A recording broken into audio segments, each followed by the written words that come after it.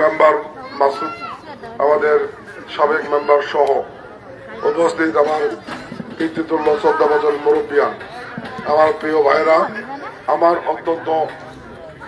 অত্যন্ত প্রিয় মা বোনেরা, আমাদের এই কেন্দ্র পরিচালনা কমিটির আহ্বায়ক তুতা মণ্ডল, সদস্য সচিব আব্দুল হাকিম সহ কেন্দ্র পরিচালনা কমিটির নেতৃবৃন্দ, আমাদের সাবেক ছাত্র নেতা সরোয়ার তালুকদার সহ আমাদের এখানে জামালপুর থেকে আগত সম্মানিত নেতৃবৃন্দ, প্রিয় উপস্থিতি, আসসালামু আলাইকুম। আমি প্রথমে আল্লাহ কাছে শুকরিয়া করছি যে আল্লাহ পাকের অশেষ রহমত, দীর্ঘ 17 বছর আমরা যে নির্বাচনের জন্য সংগ্রাম করেছি জীবন বাজি রেখে, আমরা আল্লাহ কাছে শুকরিয়া করি। আমরা আশাবাদী, বিশ্বাস করি আগামী 12 তারিখ সেই নির্বাচনটি অনুষ্ঠিত হবে।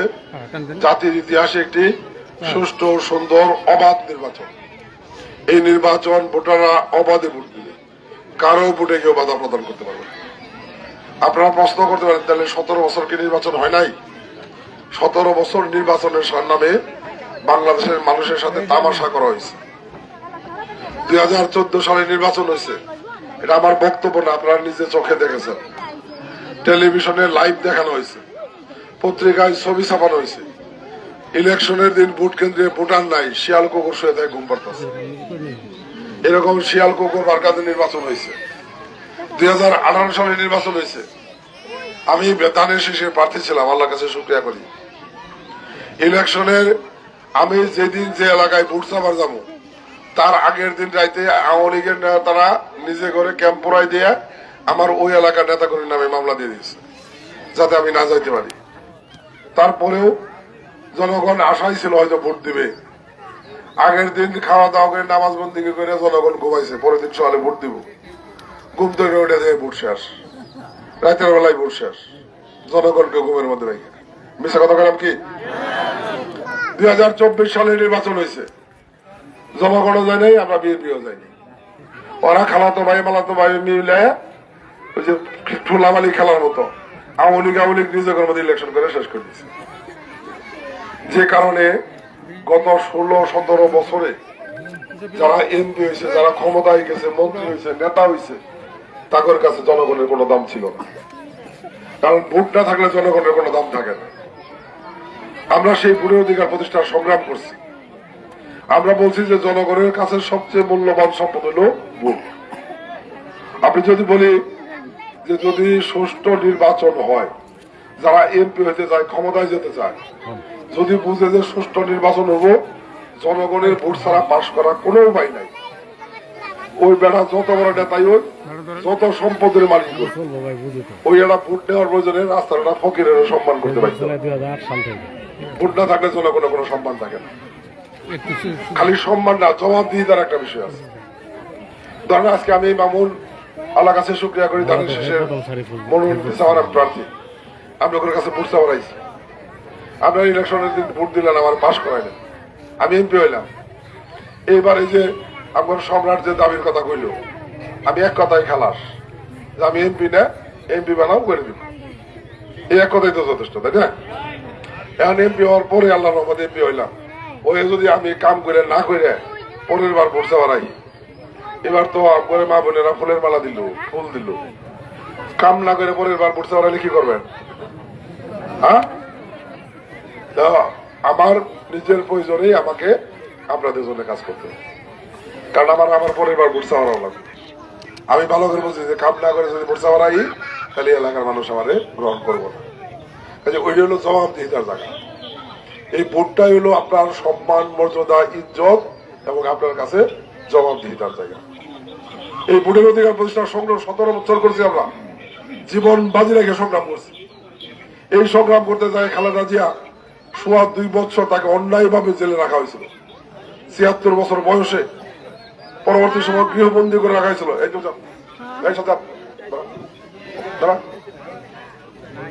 ভারতের নির্বাচনে কোনো মিটিং যাবে না। 2.25 বছর অন্যায় ভাবে জেল খাটানো হয়েছে, পরবর্তী সময় গৃহবন্দী করে রাখা হয়েছিল। আত্মীয় স্বজন, নেতা কর্মী কারোর সঙ্গে দেখা করতে দেওয়া হয়নি। উনি অনেকবার অসুস্থ হয়েছে, ডাক্তাররা বলছে যে উনি 6 বার মৃত্যুর মুখে চলে গেছিল। শেখ হাসিনা প্রতিহিংসা পরনে চিকিৎসার সুযোগ দেয় নাই। মিথ্যা কথা বললাম? যদি খালেদা জিয়া মনে করতো সরকারের সাথে আঘাত করে যদি বলতো যে ভাই দেশ সামনের মতো আপনি চালান গা, আমি প্রতিবাদ করবো না, আমার ছাড়ি দেন, ছাড়তো না। খালেদা জিয়া পাড়ায় রাজকীয় জীবন কাটাতে পারতো। খালেদা জিয়া সেই নেত্রী যিনি বুঝতে পারছিল যে উনি যদি নিজের জীবনের প্রয়োজনে সরকারের সাথে আঘাত করে উনি মুক্তি পাবো, কিন্তু এদেশের মানুষ মুক্তি পাবো না, এদেশের গণতন্ত্র মুক্তি পাবো না। যে কারণে দেশকে, দেশের মানুষকে ভালোবাসে উনি নিজের জীবনের ঝুঁকি নিছে, চিকিৎসা না পায় মৃত্যুর সাথে পাঞ্জা লড়ছে, অন্যায়ের কাছে মাথা নত করে নাই, স্বৈরাচারের সাথে আঘাত করে নাই এই দেশের মানুষের জন্য। এবং আমাদের দুর্ভাগ্য উনি একটা পর্যায়ে 1 মাস হাসপাতালে মৃত্যুর সাথে পাঞ্জা লড়ে দুনিয়া ছেড়ে চলে গেছে। ওনার সন্তান তারেক রহমানকে অন্যায়ভাবে সাজা দিয়ে 17 বছর নির্বাসিত রাখা হয়েছে। 17 বছর উনি মা অসুস্থ হয়েছে, সন্তান হিসেবে মায়ের পাশে যাইতে পারে নাই। ওনার একমাত্র ছোট ভাইটা মারা গেছে, আর মাত্র কুকু উনি জানাজা পড়তে পারে নাই। তারপরে নির্বাসিত জীবনে থেকে জনগণের মুক্তির স্বপ্ন দেখছে, আন্দোলনের পরিকল্পনা তৈরি করছে, আমাদেরকে নির্দেশ দিছে, আমরা জীবন বাজি রেখে রাজপথে সংগ্রাম করছি। এই সংগ্রাম করার কারণে আমাদের মহাসচিব, আওয়ামী লীগের নেতারাও কলে আমি মহাসচিব একটা ভদ্রলোক, উনি ভদ্রলোক, ওনার বিরুদ্ধে 86টা মামলা দিচ্ছে। ওনারা এমন ভদ্রলোক বানাইছে যে ওনার বিরুদ্ধে 86টা মামলা দিচ্ছে। তাও আবার কি সচিবালয়ের মধ্যে ককটেল মারার মামলা দিচ্ছে, ঢাকা সিটি কর্পোরেশনের ময়লার গাড়ির মধ্যে আগুন লাগানোর মামলা দিচ্ছে। মহাসচিব বলে এগুলো করছে। মহাসচিব সহ সারা বাংলাদেশে হাজার হাজার নেতাকর্মী গন্ডায় ভাবে জেল খাটানো হয়েছে। আমাদের 38 লক্ষ নেতাকর্মীর বিরুদ্ধে মামলা হয়েছে। আমাদের অসংখ্য নেতাকর্মী বাড়িঘর ভাঙচুর হয়েছে। অসংখ্য নেতাকর্মী আওয়ামী লীগের নির্যাতনে দিনের পর দিন বাড়ি যেতে পারে নাই, স্ত্রী সন্তানের মুখ দেখতে পারে নাই, অনেক সন্তান বাবা মার মুখ দেখতে পারে নাই। তারপরেও বিএনপি নেতাকর্মীরা ধৈর্য ধরে জনগণের অধিকার প্রতিষ্ঠার সংগ্রাম করছে।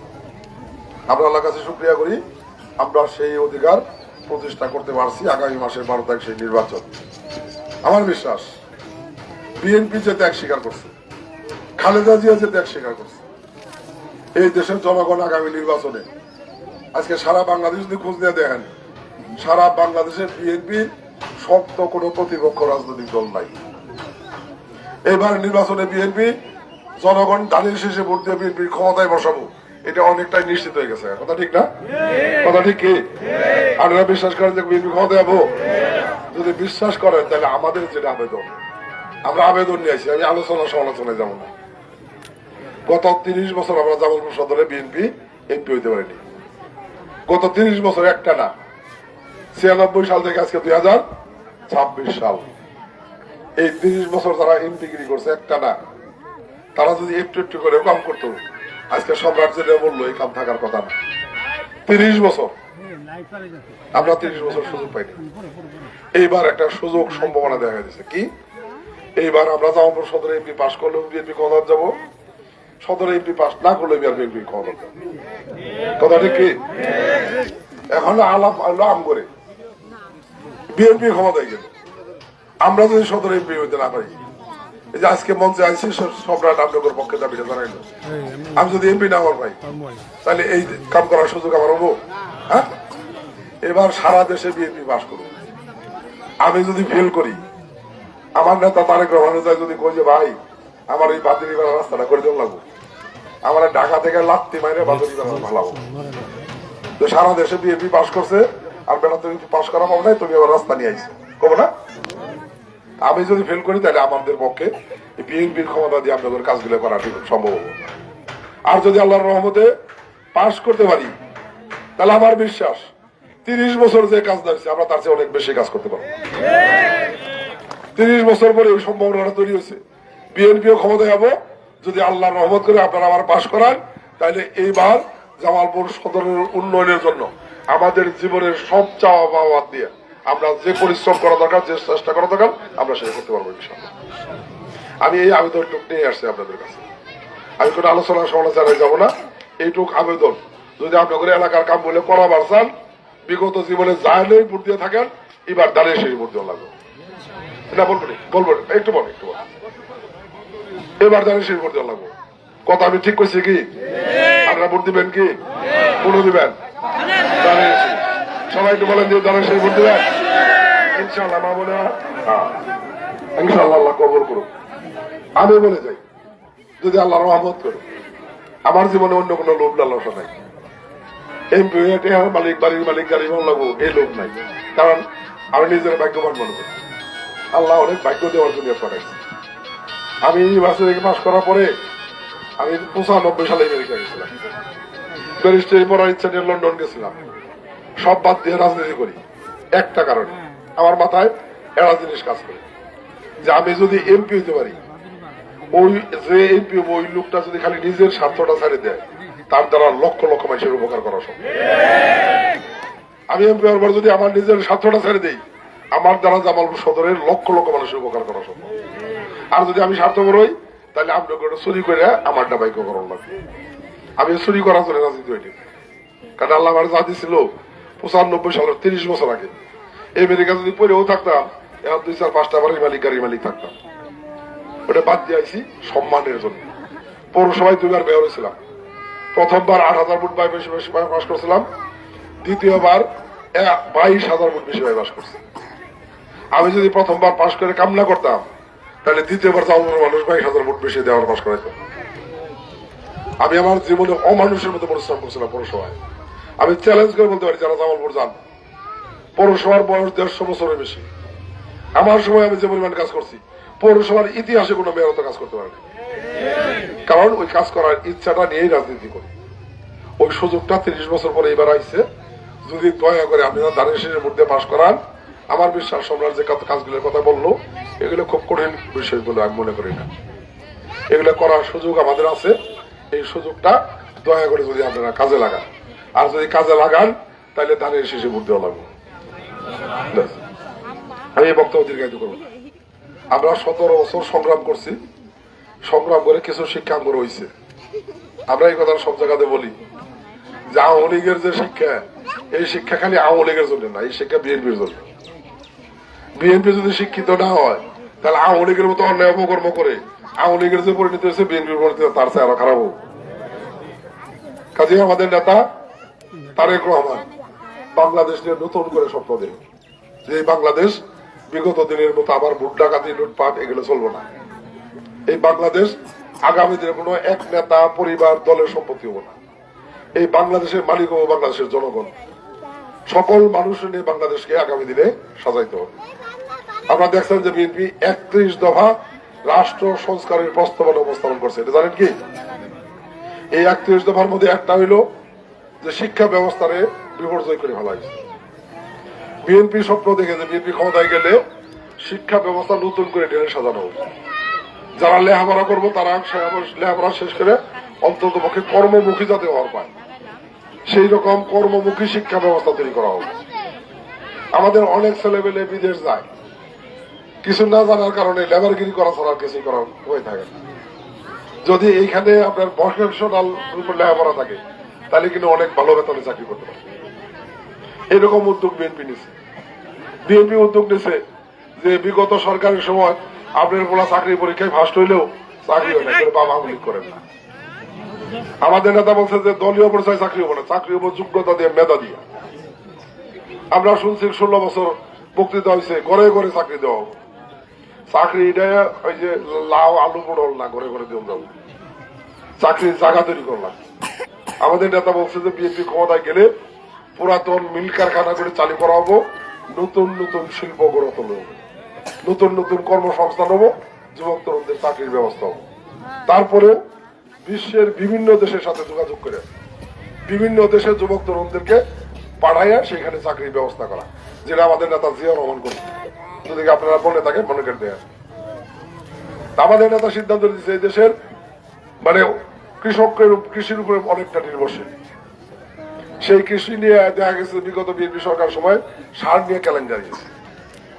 এইবার সিদ্ধান্ত নিচ্ছে বিএনপি ক্ষমতা গেলে সবার আগে সারা দেশ জরিপ করা হবে, ওই প্রকৃত কৃষক যারা তাদের তালিকা তৈরি করা হবে। ওই প্রকৃত কৃষকের তালিকায় কোন দালাল বিএনপির নেতার নাম লেখা পাবো না।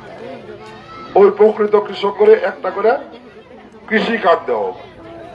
ওই কৃষক ওই কৃষি কার্ড দিয়ে প্রয়োজন অনুযায়ী সার, বীজ, যন্ত্রপাতি এগুলা ন্যায্য মূল্যে কিনতে পারবে।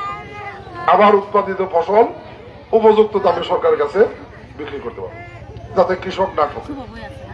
আমাদের নেতা সিদ্ধান্ত নিচ্ছে যে এই দেশের জনসংখ্যার অর্ধেক হলো পুরুষ, অর্ধেক হলো নারী। আমরা যদি 18 কোটি ধরি, তাহলে অর্ধেক হলো 9 কোটি হলো পুরুষ, 9 কোটি হলো নারী। এই নারীরা যদি উপার্জন করা শিখে, ধরেন যদি 9 কোটি মহিলা দিনে 10 টাকা করেও কামাই করে, তাহলে বাংলাদেশের উপার্জন দিনে কতটি পারবো? একটা সময় মহিলা করে উঠে হাই খাওয়ার জায়গা বাংলাদেশে থাকবে। আমাদের নেতা উদ্যোগ নিয়েছে যে এই মহিলাদেরকে উপার্জনের সাথে সম্পৃক্ত করা। এই উপার্জনের সাথে সম্পৃক্ত করতে গেলে তাদেরকে সেলাই প্রশিক্ষণ, হাঁস মুরগি পালা, খামার করা, এইগুলো প্রশিক্ষণ দিয়ে, ঋণ দিয়ে কর্মসংস্থানের ব্যবস্থা করা। আমাদের জামালপুরে কিন্তু অনেক মহিলারা কাঁথা সেলাই করে অনেক টাকা কামাই করে, এটা জানেন কি? জানেন এই এলাকায় আছে? আছে। এই যে তারা করে না, তাগরেও যদি প্রশিক্ষণ দিয়ে আপনার কাঁথা সেলাই করার সঙ্গে সম্পৃক্ত করা যায়, তাহলে তাগরের ব্যক্তিগত ভাবে লাভ হবো, জামালপুরের কাঁথা শিল্প কিন্তু সমৃদ্ধ। কথা ঠিক না? যে আমরা মহিলাগরের ক্ষমতার কথা কই, মহিলাগরের ক্ষমতা কি? কাগজে কমলে দিব হবো হবো না। আমরা যেটা বুঝি, ধরেন আমি যদি মহিলা করে জিগাই, মা বড়দের জিগাই, যে পরিবারে স্বামী বয়ে বয়ে খায়, বউ কামাই করে, বইটা দিয়ে সংসার চলে, ওই পরিবারে স্বামীর ক্ষমতা বেশি না বইয়ের ক্ষমতা বেশি? বলতে দেখি, হ্যাঁ, বইয়ের ক্ষমতা বেশি। আপনার গ্রামে একটা প্রবাদ আছে যে শাশুড়ি পুতের বউতে খায়, আবার অনেক পুতের বউ শাশুড়ি সহ্য করায়। কিন্তু যদি এরকম হয় যে পুতের বই কামাই করে ওইটার দিয়ে সংসার চলে, পুতে বয়ে বয়ে খায়, তাহলে ওই শাশুড়ি পুতের চাইয়া পুতের বইয়ের বেশি আদর করে। কথা বেশি কথা গেলাম। আমাদের অনেক মা আছে বয়সকালে একা হয়ে জায়গা, মেয়ে বিয়ে হয় জামাই বাড়ি জায়গা, আশা করে পোলারে বিয়ে করে সেবা করবো পোলার বউ কদিন পরে পোলার নিয়ে আলাদা হয়ে যায়, মাও একলা করে জায়গা। কিন্তু ওই মায়ের নামে যদি একটু ব্যাংকে টাকা থাকে, ওই মায়ের নামে